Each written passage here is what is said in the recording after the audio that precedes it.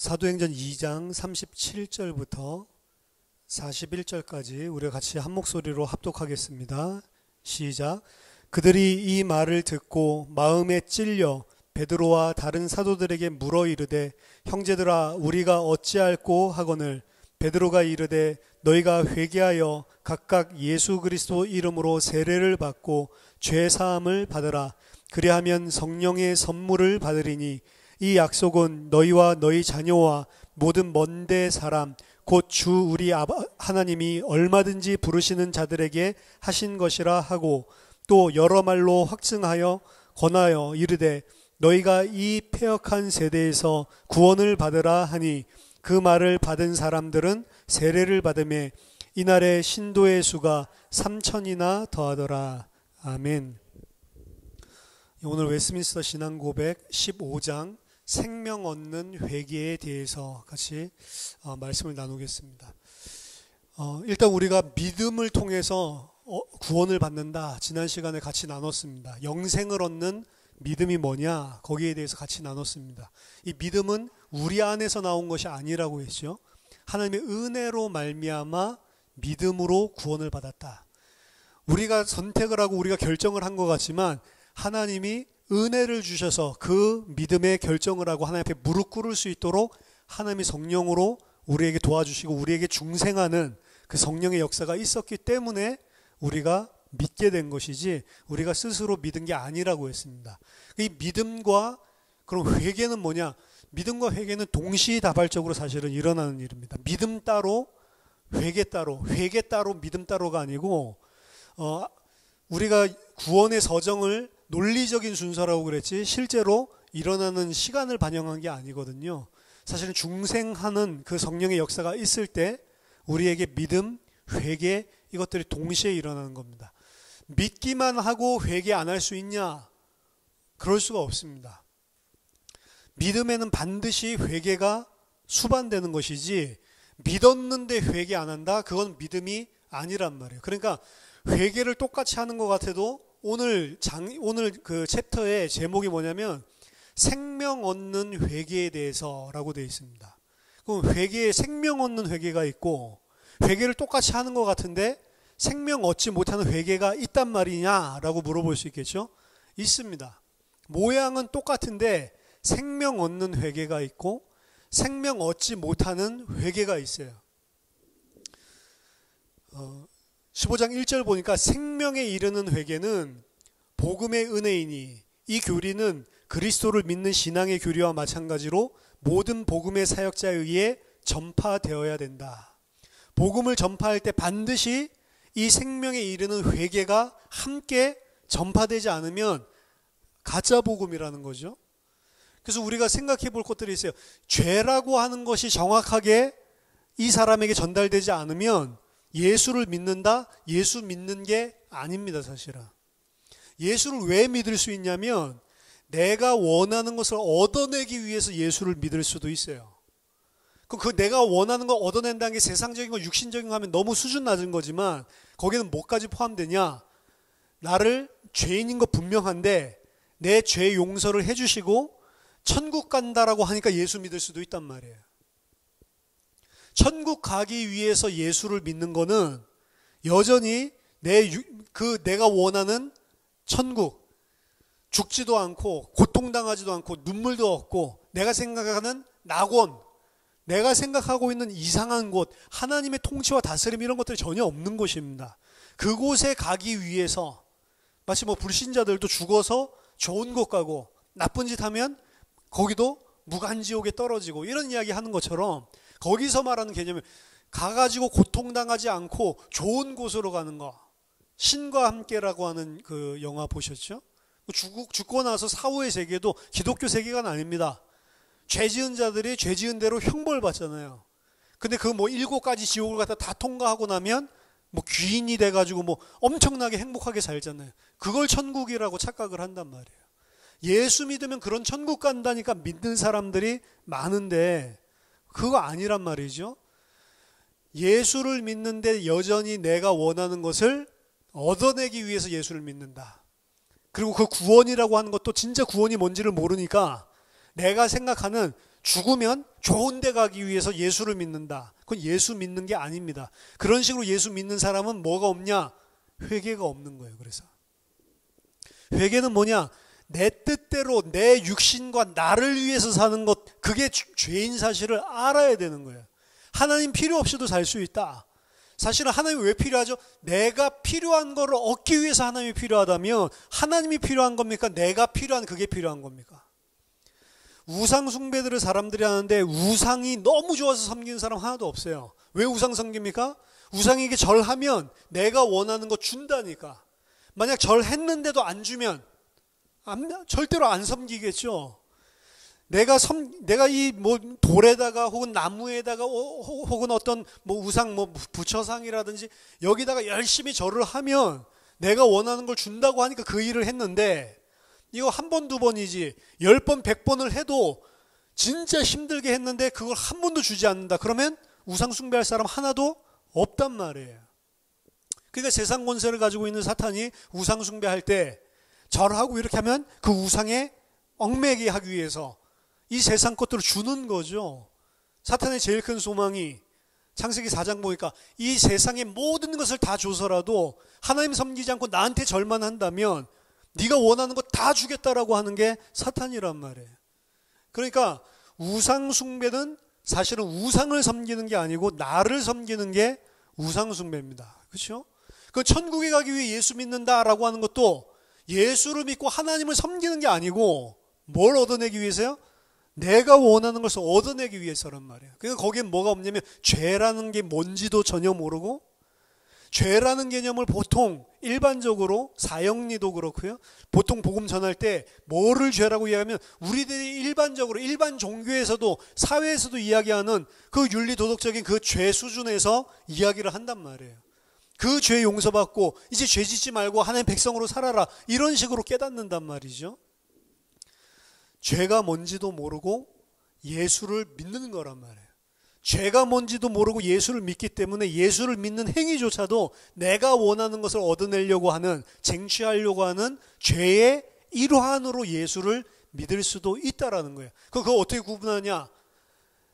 잘못된 예수 믿는 믿음은 회개 자체가 없어요. 근데 진짜로 성령이 중생하게 해서 진짜로 성령이 그 안에 있어서 이 사람이 예수를 믿는다. 이 사람에게는 반드시 생명에 이르는 그 회개가 반드시 동시에 일어난다는 말입니다. 그래서 생명에 이르는 회개는 반드시 복음을 전할 때 선포되어야 되고 이 사람이 올바로 예수 믿으려면 내 모든 죄에서 돌이키는 거예요. 내가 이전에는 하나님과 정반대로 세상과 나를 위해서 살고 있었던 사람이 거기에서 돌이켜서 하나님의 뜻대로 순종하면서 살겠다라고 이제 그 혐오스러운 죄에서 떠나서 하나님의 뜻대로 내가 살겠다고 돌이키는 것 자체가 회개란 말이에요. 그런 마음의 변화가 일어나는 것이 생명을 얻는 회개고 믿음인 거지 그게 없으면 안 되는 겁니다. 그러니까 예전에 길거리에서 우리가 전도를 할 때 예수 믿기만 하면 예수 영접만 하면 구원 받는다라고 이야기했을 때 이런 거 물어보는 사람들이 많았다고. 그럼 예수만 믿으면 되냐? 교회 나가야 되는 거 아니냐? 11조 내야 되는 거 아니냐? 그럼 우리가 어떻게 보통 이야기했죠? 교회 안 나가도 된다. 예수 믿는 게 먼저다. 예수 믿는 게 중요하다. 이렇게 꼬셨죠. 11조 헌금 그런 거 안 해도 된다. 이렇게 이야기했죠. 그러니까 그 물어보는 사람의 저의가 뭐예요? 내가 하고 싶은 거 그대로 다 지금까지 했던 거 하고 살고는 싶은데 천국은 가고 싶다는 거죠. 그리고 거기에다가 우리가 그래 교회에 나오고 그거 지금 종교생활 그게 중요한 게 아니고 예수 믿는 게 먼저다. 틀렸다면 그 가짜 복음이란 말이에요. 이 사람이 진짜로 죄에 대한 혐오가 일어났다면 내가 예배 드려야 되냐? 교회 가야 되냐? 내가 11조 해야 되냐? 헌금 안 해도 되냐? 이런 거 안 물어보겠죠. 근데 그런 거 물어보는 사람들이 너무 많단 말이에요. 근데 그런 사람들에게 일단 예수 영접 기도부터 시키고 보자라는 심산으로 그런 거 안 해도 된다. 예수 믿어야 구원받는 거지. 교회 열심히 다닌다고 구원받는 거 아니다. 섞어가지고 이야기하죠. 뭐가 없어요? 그러니까 그 사람 안에는 회개가 없는 거예요. 그 영접기도 하고 난 다음에 일주일에 한 번씩 이제 하나님의 뜻이 뭔지 알아야 된다. 하나님 백성이면 같이 말씀 나누기 원하냐? 라고 말씀 듣기를 원합니까? 안 원하죠. 왜? 영접만 하면 구원 받는다니까. 딱 1분만 영접하면 된다라고 이야기를 하니까. 근데 그런 식으로 길거리에서 전도하는 것들이 굉장히 많단 말이에요. 그러니까 1분만 영접 기도하면 영원한 생명을 얻는다니까 얼마나 좋은 딜이냔 말이에요. 최고의 협상이죠. 그러니까 1분만 기도하고 교회 안 나가도 되냐? 그게 벌써 죄인이란 말이에요.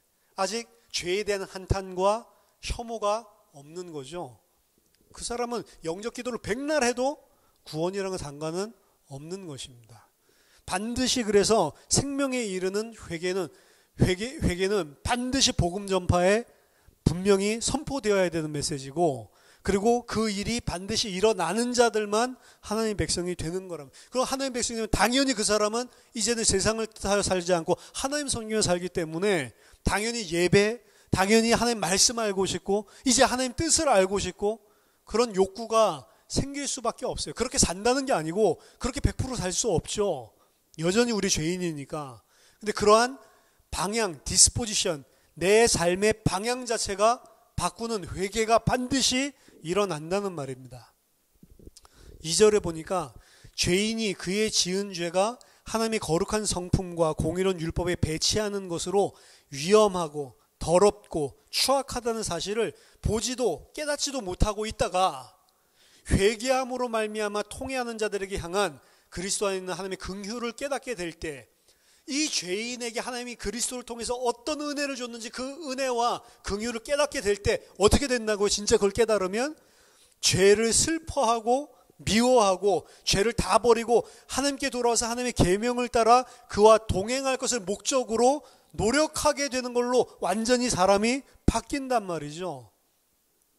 이게 일어나지 않으면, 이 회개가 없으면 그거는 믿음이 아니다라는 겁니다.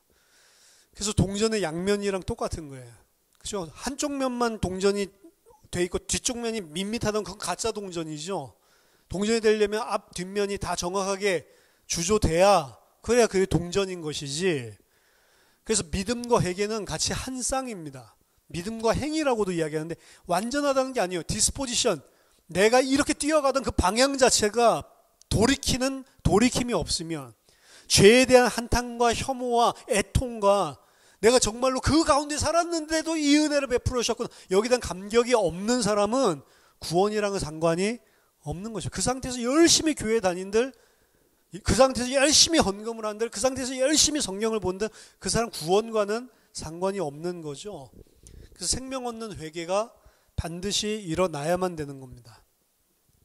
그래서 회개 없는 믿음은 거짓 믿음인 것이고, 반드시 바른 믿음이라면 회개가 수반돼야 된다. 그럼 뭘 보고 말씀이, 이 사람의 상태를 보면 알아요.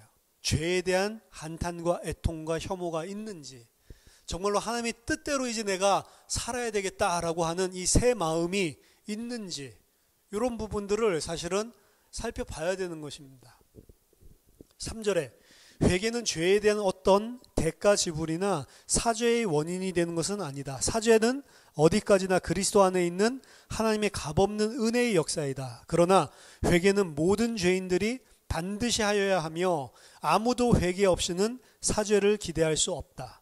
중요한 것은 뭐냐면 회개를 했기 때문에 용서해 주는 게 아니라는 말이에요. 이 말은 회개했기 때문에 용서해 주는 게 아니고, 이 사람이 용서받고 거듭났고 하나님의 백성이 됐기 때문에 사실은 회개하는 것입니다.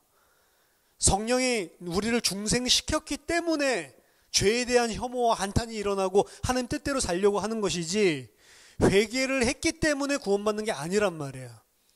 회개는 그래서 당연히 믿는 사람, 중생한 사람에게 당연히 나타나는 결과이지, 그것을 했기 때문에 하나님이 너가 회개했냐? 용서해 주는 법은 없다고요.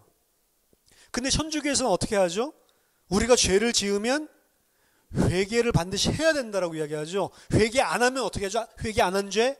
구원 받았는데도 불구하고 짓는 죄를 회개 안 하면 어떻게 되죠? 그거는 연옥 가서 그 죄값을 치러야 되는 거죠. 연옥 가서 죄값 안 치르려면 어떻게 해야 돼요? 내가 이 땅에 있을 때 죄 지은 거를 고해성사하고, 그리고 고해성사하면 뭐 하죠? 너 이런 죄 지었냐? 그러면 뭐 주기도문 50번 해. 거기에 대한 대가를 내가 지불해야 되는 거죠. 그거 안 하면 어떻게 돼요? 나중에 연옥 간다고. 구원 받아도. 더더군다나 연옥이라도 가면 다행이에요. 천주교 교리에 의하면. 연옥도 안 가는 대죄, 도대체 이건 용서해 줄 수 없는 엄청 큰 죄가 또 있어요. 그 엄청 큰 죄를 지었는데 만약에 고해성사를 안 했다. 그럼 어떻게 돼요? 지옥 간단 말이에요. 그러니까 구원을 예수 믿으면, 성령이 우리와 함께 하시면, 회개하고 하나님 백성이 되면, 영원한 하나님 백성이 아니고 하나님 백성이 됐다 하더라도 내가 죄를 내 스스로 고해성사를 통해서, 그 시스템을 통해서 해결하지 않으면 연옥에 가서 엄청 오래 있든지, 또 가벼우면 뭐 엄청 뭐 조금 있든지, 어쨌든 그 죄값을 뭔가를 치러야 되고, 안 치르려면 어떻게 해야 돼요? 해결하려면 내가 고해성사를 하고 거기서 이야기하는 공로를 통해서 대가 지불을 하든지, 혹은 고해성사라 이걸 안 했는데 그게 그냥 연옥 정도 갈 죄가 아니고 엄청나게 큰 대죄다라고 한다면 그럼 어떻게 해야 돼요? 지옥 가는 거예요. 구원도 떨어질 수 있다라고 하는 개념이 나오는 거죠. 그럼 그런 교리가 있으면 교회에 더 열심히 하게 된단 말이에요. 교회 시스템을 더 열심히 섬기고 더 충성되게 할 수밖에 없는. 왜? 내가 똑바로 하지 않으면 구원에서 떨어질 수도 있고, 구원에서 안 떨어진다 하더라도 똑바로 하지 않으면 나중에 연옥 가서 고생해야 되니까 그 시스템을 열심히 따라가게 하는 데는 훨씬 효과적이란 말이에요. 이 루터가 개혁을 했을 때 고해성사에 대해서 신부에게 찾아가서 죄를 털어놓는 것 자체에 대해서 딴지를 걸지는 않았어요. 그거는 어느 정도 필요하다라고 본 겁니다. 거기에 대해서 이 자기가 자신이 지은 죄를 고백하고 털어놓고, 이 사람이 양심을 가지고 있고 거듭난 자라면 죄에 대한 한탄과 혐오와 애통이 있는데 여전히 죄 가운데 붙들려 있는 이 습성이 있으면, 물론 우리도 제사장으로 예수 그리스도가 대제사장, 우리가 직접 하나님께 죄 고하면 돼요. 그럼에도 불구하고 인간이 연약한지라 성경에도 나오죠. 너희들이 서로 지은 죄를 서로에게 고백하고, 바울도 그런 권면을 합니다. 그러니까 그거 자체가 나쁜 거는 아니란 말이에요. 그 이야기하면서 뭐래요? 아, 진짜 내가 죄인인 거를 뭐 신부랑 뭐 이제 사제랑 1대1의 은밀한 관계지만 그 속에서도 사람 앞에서도 이 죄를 갖다가 털어놓을 때 이 속시원함 같은 것들이 있단 말이에요. 그리고 거기에 대해서 내가 고백했기 때문에 더 조심해야 되겠다. 또 이런 똑같은 죄를 그 신부님 앞에서 이야기를 했는데 또 더 이상 똑같은 죄를 반복하면 안 되겠다. 이런 경각심도 있고, 죄인이기 때문에 그런 인간에게 고백했을 때 나오는 효과도 있단 말이에요. 그거 자체가 그렇게 나쁜 거다, 사악한 거다라고 보지는 않았어요. 근데 문제는 뭐냐면 그런 걸 이야기했을 때 그리스도께서 그 죄도 다 용서하셨습니다. 이게 아니죠. 그럼 어떻게 해야 돼요? 주기도문 10번을 외우고 사도신경 몇 번을 외우고 이렇게 해야 그 죄가 용서된다라고 하는 시스템이란 말이에요. 그게 나중에 발전돼서 뭘로 갔냐면 면죄부로 가는 거예요. 면죄부를 산다라고 하는 거는 내가 그 주기도문 10번, 사도신경 100번 이렇게 외우듯이 뭔가 나를 위해서 쓰지 않고 공동체를 위해서 헌신하는 헌금의 개념이에요, 사실은. 그래서 내가 주를 위해서 나 자신이 벌을 받는, 공덕을 쌓는 거죠. 주기도문 10번 하는 것처럼. 그런 식으로 해서 면죄부도 발행을 한 거라고요. 근데 그 면죄부가 발행돼서 조금 지나니까 어떻게 됐죠? 완전히 악용돼가지고 동전이 떨어질 때 짤랑 소리가 나면 연옥에 있는 네 아버지가 천국 간다라고 이야기를 했죠. 그래서 아예 돈으로 죄를 갖다가 살 수 있다. 이런 식으로 완전히 변질이 돼버렸죠. 그러니까 처음에는 좋은 의도를 가지고 사실은 고해성사도 한 거고, 근데 뭐의 개념이 있어요? 고해성사를 하고 죄에 대해서 내가 이제 공덕을 쌓아서 그 죄 해결을 해야 된다는 개념이 들어온 거라고요. 그게 이제 인간이 추악한 죄인들이니까 나중에는 헌금 뜯어내려는 그런 걸까지 완전히 타락을 해버린 거예요. 그래서 루터 자신은 사실은 고해성사에 대한 그 고백하는, 주의 종에게 가서 고백하는 그 자체에 대한 딴지는 안 걸었어요. 뭐에 대해서 걸었냐면 그 죄를 내 공덕으로 인해서 해결을 하고 돈으로 해결할 수 있다라고 하는 그 컨셉 자체가 예수 그리스도의 은혜를 전혀 모르는 이단 종교가 됐다라고 이야기를 하는 거죠. 그래서 우리는 회개 자체가 우리 죄를 없애는 능력이 없어요, 사실은. 예를 들어서 아담이 죄를 지었어요. 하나님이 찾아오셨죠. 아담아 어디 있느냐? 내가 너에게 먹지 말라 명한 그 나무 열매를 네가 먹었냐? 라고 이야기했을 때 전혀 회개하지 않았죠. 뭐라고 이야기했죠? 저 여자가 먹으라고 해서 당신 내 옆에 있는 그 여자가 먹으라고 해서 먹었습니다 라고 이야기했죠. 근데 만약 아담이 그렇게 하지 않고 하나님 죽을 죄를 지었습니다. 죽을 죄를 지었습니다. 진짜 잘못했습니다. 하나님 하지 말라고 했는데 제가 죄를 지었네요. 용서해 주세요. 무릎 꿇고 앉아서 회개했어요. 그럼 그 죄가 용서돼요? 안 된다니까. 죄에는 반드시 형벌이 따르는데 형벌은 사망이에요. 죽음. 내가 깨닫고 용서 구해준다고 되는 게 아니라고. 뭐가 있어야 돼요? 예수 그리스도의 대속이 있어야만 해결이 되는 거라고요. 그래서 회개 자체는 내가 죄값을 지불하는 것도 아니고 회개 자체는 그 죄를 용서해 주는 원인이 아니란 말이에요. 근데 왜 회개의 이야기를 하냐면 근데 그 용서를 받은 사람, 그 긍휼과 은혜와 사랑을 안 사람은 당연히 내가 이 하나님의 은혜와 사랑을 모르고 하나님을 대적하면서 살았다라고 하는 거에 대한 애통함과 한탄과 혐오가 반드시 있을 수밖에 없다는 거죠. 그 당연지사로 일어나는 마음이라는 거죠. 4절에 보니까 아무리 작은 죄라도 영벌에 해당하지 않는 죄는 없는 것 같이 아무리 큰 죄라도 참으로 회개한다면 영벌을 가져오는 죄는 없다라고 이야기. 아무리 작은 죄라 할지라도 뭘 가져온다고? 영원한 벌을 가져온다고. 그리고 아무리 큰 죄라 하더라도 용서받지 못할 죄가 없다. 근데 성경에 보면 용서받지 못하는 죄가 있습니까? 없습니까? 있죠. 성령을 회방하면 사하심을 받지 못한다라고 이야기했죠. 그리고 또 히브리서 6장과 10장에 한 번 비침을 받고 하늘의 것, 성령의 것들을 다 받았는데도 불구하고 짐짓 이 사람이 범죄를 하면 그럼 그 사람은 영원히 사함을 받는 또 다른 제사가 없다라고 이야기를 하죠. 있는데 여기 왜 웨스민스터 신앙고백서에서는 아무리 큰 죄라도 참되게 하는 참으로 회개한다면 영벌을 가져온 죄가 없다. 왜 이런 이야기를 하고 있는 거냔 말이죠. 성경에서는 분명히 성령을 회방하거나 그리고 이미 천상의 것을 성령을 통해 비침을 받고 하늘의 것을 알았는데 그랬는데 짐짓 죄를 또 지으면 어떻게 된다고요? 그 사람은 더 이상 사하게 하는 두 번째 제사가 없다라고 이야기를 한단 말이에요. 이게 뭐에 다 관련된 거냐면 성령을 회방한다. 요 죄도 그렇고요. 이미 다 알았는데 맛을 봤는데 거기에 짐짓 죄를 범하는 것도 이 두 가지 다 뭘 이야기하냐면 예수 그리스도의 십자가의 사역을 부인하는 행위를 이야기하는 거예요. 그 죄는 용서할 수 있는 길이 없단 말이에요. 이 바리새인들이 예수님이 귀신을 마태복음 12장에 쫓아내는 걸 보고 뭐라고 이야기했냐면 저가 바알세불의 힘을 힘입어서 이 귀신을 쫓아낸다라고 이야기를 하죠.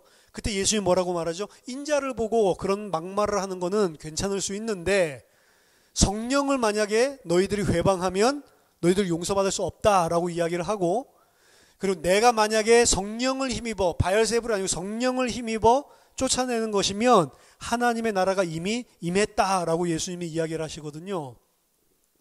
바리새인들이 지금 성령을 회방하고 있는 죄를 하고 있다는 거예요. 그 문맥에서 이야기를 하는 거예요. 예수님이 지금 행하시는 일이 성령이 하시는 일이고 하나님이 하시는 일인데 그 일을 보고도 이 사람들은 그게 사탄이 하는 거다라고 이야기를 한다면 그 사람들은 용서받을 수 없다라고 이야기하는 거예요.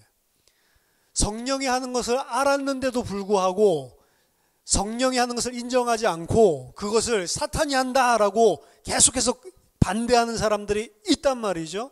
그 사람들은 성령 회방죄고 그 사람들은 절대로 하나님 나라 들어갈 수가 없다라고 이야기를 하는 거라고. 한 번 비침을 받고 예수 그리스도의 십자가의 복음과 하나님께서 베푸신 그 구속의 은혜가 무엇인지를 분명히 들었는데도 불구하고 핍박이 일어나니까 이 교회를 갖다가 고발하고 변절한 사람들이 있었습니다. 히브리서의 배경은 그거예요. 그 사람들은 예수 그리스도를 통해서 구원받는 이 유일한 길이 있다는 것을 분명히 충분히 선포됐고 들었고 자신들도 그렇겠다라고 해서 교회 공동체에 참여한 자들이었다고. 근데 핍박이라니까 어떻게 해요? 그 사람들이 나가서 교회를 고발하고 자기 자신들 살기 위해서 배교한 자들이 일어났단 말이에요. 초대교회 배교한 자들이 많았습니다. 그 사람들은 더 이상 그 사람들이 살아날 수 있는 다른 예수 그리스도의 제사가 없다는 거예요. 그 죄는 용서할 수 없다는 거예요. 이 사람들은 뭐 어떤 예수 그리스도가 그런 일을 했다라는 걸 알면서도 그 예수 그리스도를 또다시 십자가에 못 박아 죽이는 자들이거든. 그 예수 그리스도 그 일을 했다라는 사실을 알고도 안 믿는 자들이거든. 그거 안 믿는데 어떻게 그 사람들을 구원받게 할 수 있냐.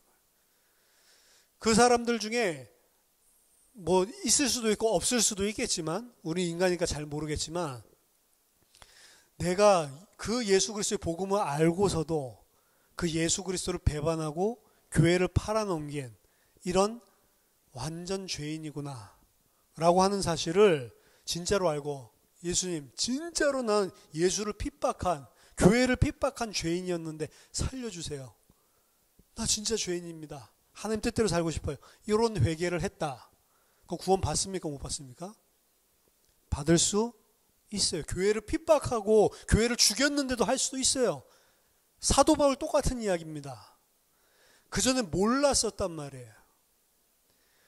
근데 이제 이 히브리서 6장 10장에서 이야기한 사람들은 몰랐었기 때문에 핍박한 게 아니고 알았는데도 불구하고 변절한 사람들이죠. 그리고 교회를 죽음 가운데 내준 사람들이죠. 이런 사람들은 거의 10중 8구 일단 다시 회개할 가능성도 없어요. 왜? 알았는데도 뭐가 더 중요하게 생각해요? 이 사람들은 내 육신적인 생명과 이 세상의 것을 더 원하는 자들이에요. 이 사람들은 이 죄가 인식되지 않고 이 죄에 대한 한탄과 혐오가 일어나지 않는 한 이 사람들의 그 죄 자체를 용서할 수 있는 제사는 없습니다. 사실은 예수 그리스도를 안 믿고 대적하는 죄는 용서할 수가 없단 말이에요. 그거 말고는 다 용서할 수 있습니다. 성령 회방도 그 예수 그리스도가 십자가에 죽었는데 그거 안 믿고 그 은혜 사랑을 대적하는 죄는 용서할 수가 없는, 그게 유일한 용서의 길인데, 누구든지 전체적으로 회개했다고 해서 5절에 스스로 만족해서는 안 되고 특수한 죄를 개별적으로 회개하도록 노력하는 것이 각 사람의 의무이다. 여기 이제 하나님의 백성입니다. 물론 우리가 예수 그리스도를 통해서 과거, 현재, 미래의 모든 죄를 다 용서받았어요. 그렇기 때문에 우리가 해방을 누리는 거죠. 죄를 지고 넘어졌는데도 불구하고 이 죄까지도 용서하신 하나님 그 예수 그리스도의 은혜에 감사하기 때문에 어떻게 보면 좀 뻔뻔할 수가 있는 거죠. 그리고 그 안에서 우리가 죄를 도말당하고 우리의 모든 죄를 다 사하신 그리스도의 은혜를 누릴 수가 있는 거죠. 누릴 수가 있는데도 불구하고 뻔뻔하게 그 죄를 저지를 수 있습니까? 없습니까? 없죠. 양심이 있고 하나님의 백성으로 찔림이 반드시 있죠. 다 용서했으니까 괜찮아 라면서 죄를 계속 지을 수는 없는 법이고, 다 용서했으니까 내가 개별적인 죄와 사안에 대해서 퉁쳐가지고 넘어가는 법도 없다라는 말이에요. 다 용서해 줬으니까 그냥 퉁쳐서 넘어가는 게 아니고, 하나님의 백성은 어떻게 되냐면 작은 우리가 일상에서 일어나는 죄 하나하나도 찔려 한다고. 여러분, 예수 그리스도가 다 용서했기 때문에 해방과 참 자유를 누리는 것은 반드시 필요하지만 그 누림 전에 반드시 하나님의 백성이 맞다면 찔림이 반드시 있습니다. 찔림 후에 그럼에도 불구하고 하나님께서 베푸르신 은혜를 누리는 것이지, 이 찔림이 없으면 아니란 말이에요. 그 사람들이 말하자면 뭐 여기 신약 성경에 나와 있는 니골라당 같은 사람들이란 말이에요. 니골라당 뭐 어떤 사람들이에요? 죄 다 용서받았으니까 어떻게 해요? 마음대로 살아도 된다. 만약에 어떤 일 찔려 하면 넌 예수 그리스도를 안 믿는구나. 예수 그리스도가 그 죄를 용서해 줬다라고 하는데 거기에 대해서 너가 애통해하는 걸 보니까 너는 아직 용서 안 받았네. 난 다 용서받았기 때문에 이거 하면서도 하나도 안 찔리는데 누가 믿음이 좋은 것 같아요? 니골라당이 믿음이 엄청 좋은 것 같죠? 계속 죄 짓는 일을 해. 그러면서 예수님이 이것도 다 용서했어. 그게 니골라당이라고. 근데 하나님의 백성은 어떻게 해요? 다 용서했는데도 불구하고 자기가 여전히 세상과 육신적으로 넘어지는 죄를 발견하면 어떻게 해요? 그것 때문에 애통해하고 힘들어한다고요. 애통해하고 힘들어하는데 그 사람에게 하나님이 은혜 주셔서 그런데 그것까지도 용서해 주신 거잖아 라고 했을 때 해방을 누리는 사람이 백성인 거지. 눌림과 찔림이 하나도 없어. 계속 죄 중에 있으면서도 그래도 난 구원받았어 라고 말하는 사람은 하나님의 백성 아니라고요. 그래서 로마서 8장이 먼저 나온 게 아니고 로마서 7장이 나오고 8장이 나오는 거라고. 로마서 7장의 이야기는 바울이 믿음이 있고 나서의 고백입니다. 믿음이 있고 내 안에 성령의 법이 이미 있어요. 근데 그 안에 또 하나의 법이 더 있죠. 죄의 법이 또 있죠. 이 둘이 싸우기 때문에 오호라 나는 공고한 자로 나는 어떻게 해야 되냐, 어떻게 해야 이 사망의 몸에서 벗어날 수 있을까라는 애통이 있죠. 찔림이 있죠. 그러다가 어떻게 해요? 이것까지도 용서하신 분이 그리스도구나. 그래서 나를 죄와 사망의 몸에서 아예 해방을 시켜주신 거구나 이러면서 감사하는 거죠. 그럼 로마서 8장 2절 후, 그 깨달음 후에 바울은 또 찔림이 없었어요? 아니, 평생 있다니까 찔림이. 니골라당 어떻게 해요? 찔림이 없어요 아예. 그러니까 죄를 짐짓 짓고, 하나님이 우리가 죄를 지을 수밖에 없는 연약한 존재이기 때문에 모든 죄를 다 도말해 주신 것인데, 그거를 내가 마음껏 내 육신을 따라 살 수 있는 면허증으로 바꿔버린 자라고 이야기하는 거예요. 유다서에서. 그 사람 어떻게 해요? 한 번 죽고 한 번 더 죽은 겨울나무 같은 자라고 이야기를 하는 거예요. 한 번 죽었는데 또 한 번 더 죽었대. 살려놓은 것 같았는데, 내가 마음껏 죄를 저지르기 위해서 예수 그리스도의 속죄를 면허증 삼아서 사는 사람들, 그건 구원이 아니라는 겁니다. 그래서 다 용서받았는데도 불구하고 개별적인 사안들에 대한 회개도 있다 없다? 하나님의 백성이라면 있는 거예요. 그래서 여러분 마음에 찔리는 게 불신앙이 아니라니까. 하나님이 원하지 않는 일을 계속 하는데도 찔림이 없다. 이 사람이 불신자인 것이지. 내가 하나님이 원하시지 않는 건 내가 그거 못할 수가 없어요. 우린 사망의 몸에 매여 있다니까요. 찔리는 게 있어요 없어요? 있다니까. 반드시 있습니다. 근데 그 찔림들 속에 하나님 앞에 무릎 꿇었을 때 하나님이 위로해 주시는 그리스도, 그래서 그리스도를 보낸 거잖아. 그것 때문에 감사할 수 있는 사람이 하나님의 백성인 거예요.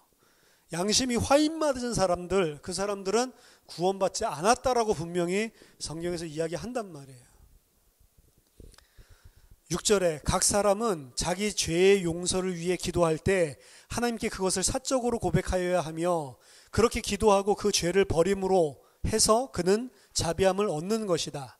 그의 형제나 그리스도의 교회를 중상한 자는 그의 죄를 사적으로든지 공적으로든지 고백하고 사과함으로 그의 회개를 피해자들에게 공표하여야 한다. 이렇게 할 때 피해자들은 그와 다시 화목하고 사랑으로 그를 영접하여야 한다. 6절은 뭘 말한 거냐면 밀양 같은 영화 이야기하는 거예요.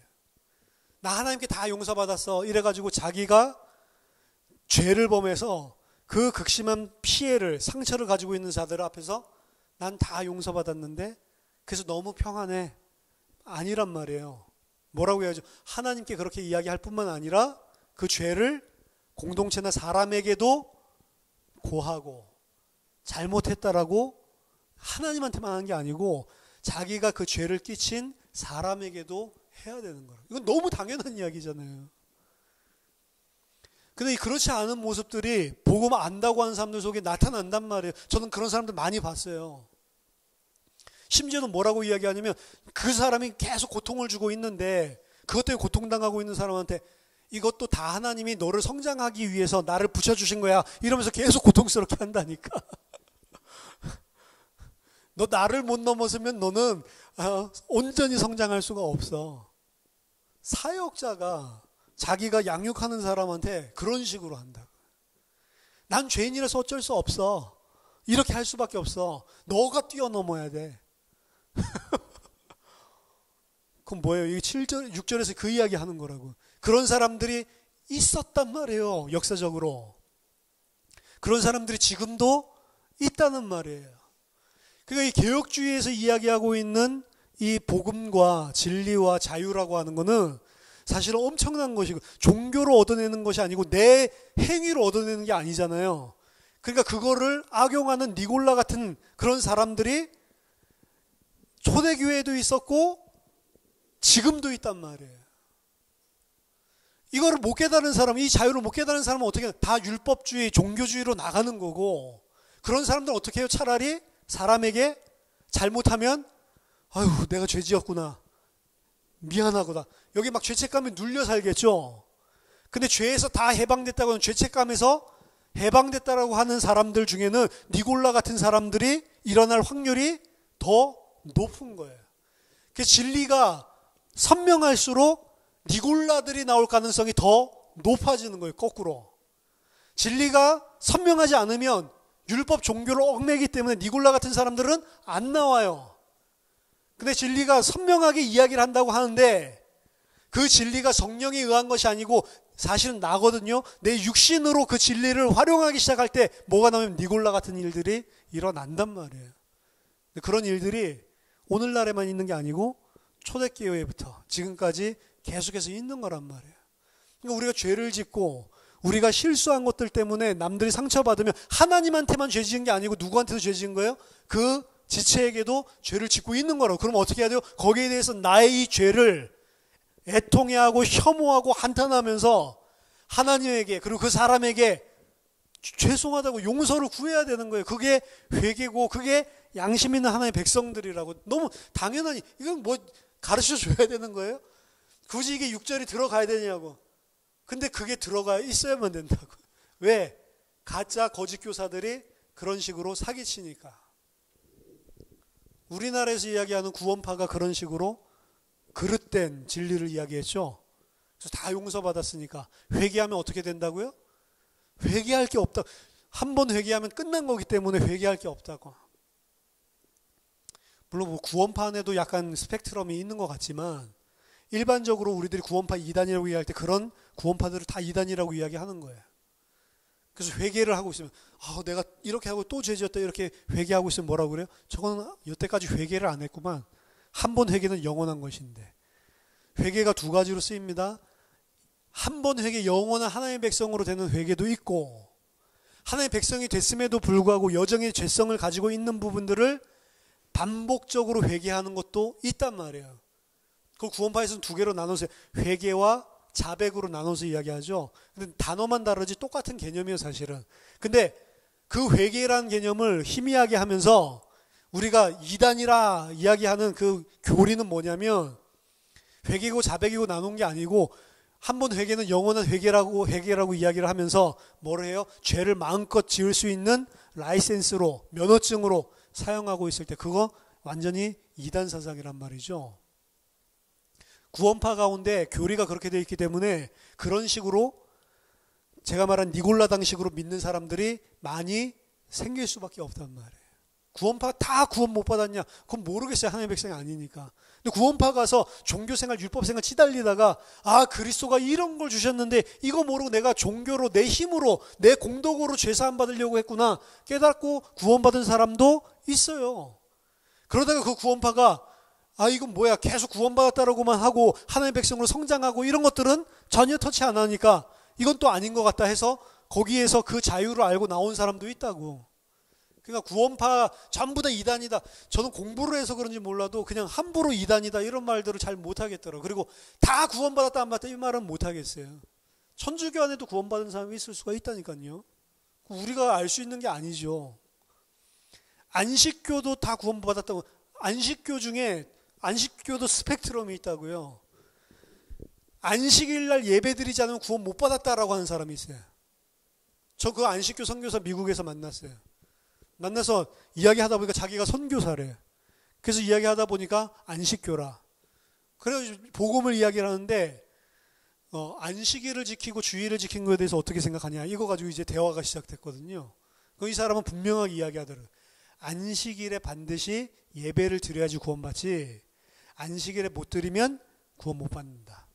자기는 그거 이야기하고 다닌대요. 교회에 가서. 그럼 당신이 그 이야기하는 거 한 번도 못 듣고 예수는 믿는데 주일날만 계속 예배 드리는 사람은 천국 가냐 지옥 가냐 물어봤어요.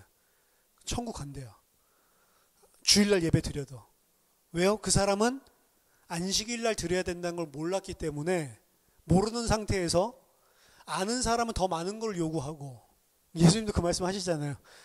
더 많은 걸 줬는데 못한 사람 더 많이 때리고, 덜 줬는데 모르고 간 사람 좀 적게 맞고 이야기 하잖아요.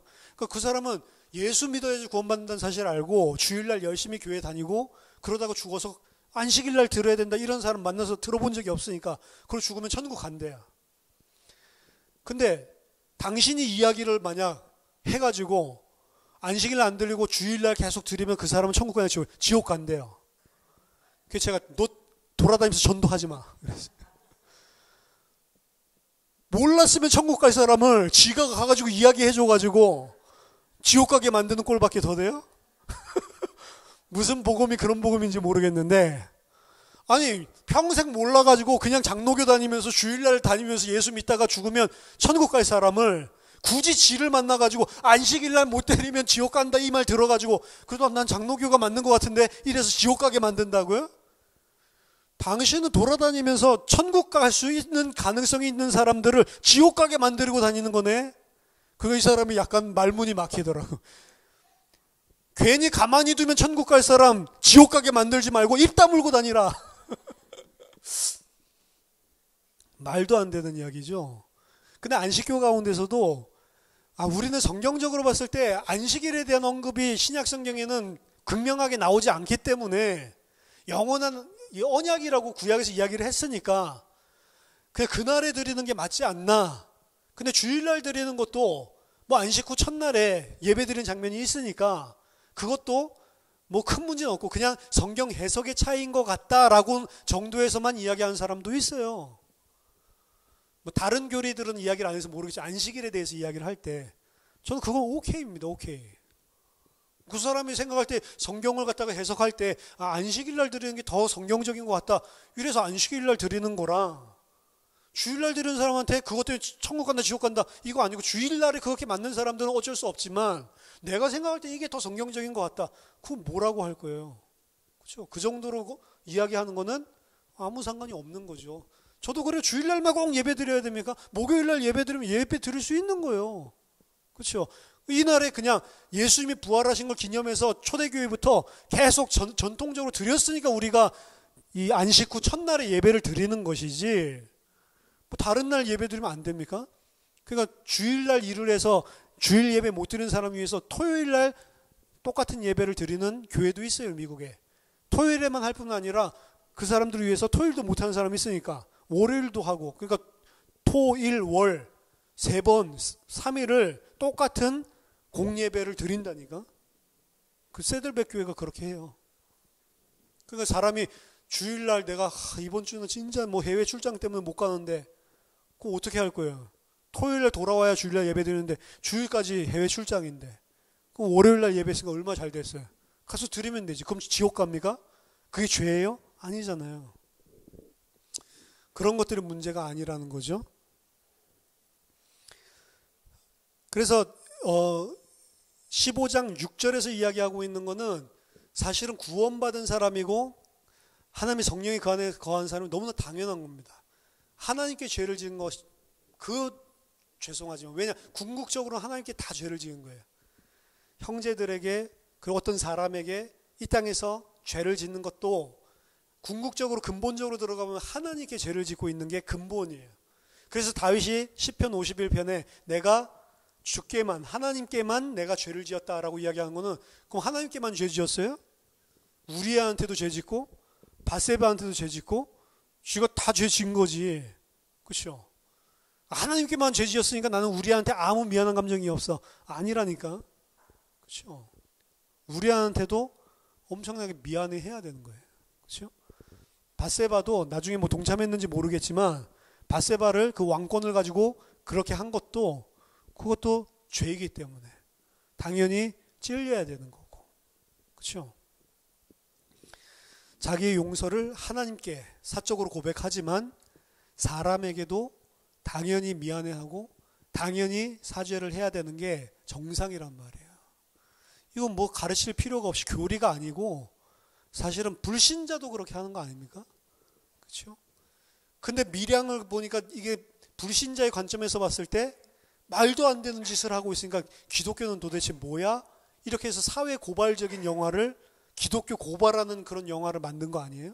그런 모습이 비쳤다는 거죠.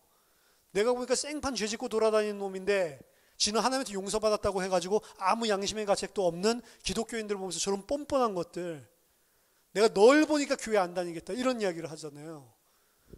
잘못된 복음, 잘못된. 그러면서 너도 빨리 교회에 나와서 구원받아 라고 이야기하니까 황당한 거죠. 나쁜 짓은 지가 다 하고 다니는데 자기보다 더 깨끗하게 살고 있는 사람한테 나는 죄 용서 받았으니까 천국 간다고 그러고 너는 죄 용서 못 받으니까 지옥 간다라고 이야기하고 다니면서 너도 빨리 예수 믿어서 나처럼 구원받아 라고 이야기하니까 미친놈이야? 이렇게 생각을 하는 거죠. 그럴 수가 있다 없다? 없다는 거예요. 그렇죠? 뻔뻔하게 그럴 수가 없는 거죠.